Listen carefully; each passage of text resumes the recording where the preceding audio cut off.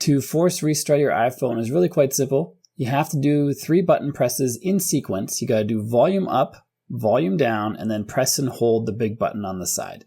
So let's do it. Volume up, volume down, press and hold the big button, and just keep holding it. Don't slide the power off, just ignore that. Wait until the Apple logo comes. The screen will go black. Keep holding the big button on the side.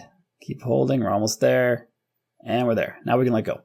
And this reloads all the software on the phone. It basically shuts it down, reloads everything when it turns back on, and that solves a lot of issues. There can be a lot of things, updates that aren't fully applied, programs that are running in the background that were supposed to be closed but weren't.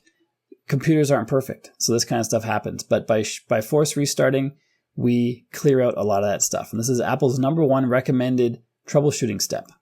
So whenever something's going wrong, something doesn't work the way that you think it should, do the force restart. And you might have to do it multiple times in a row, depending on what it is that you're trying to fix.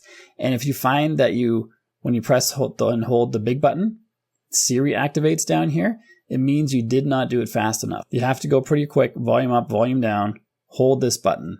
If there's too big of a gap, Siri will activate instead of force restarting. If you want to now scam-proof your phone, once you have it rebooted and everything working right, this is what you need right here. Scan this QR code or click the link in the top of the description or the pinned comment, and you can get this for free right now. I made it for you. It's super useful, so make sure you check that out to scam-proof your phone today. And if you want to make sure that iPhone is not tracking you and spying on you, this is the video you need to watch next. So we'll see you there. If you got value from the video you just watched, a like and subscribe, and I'll see you on this one.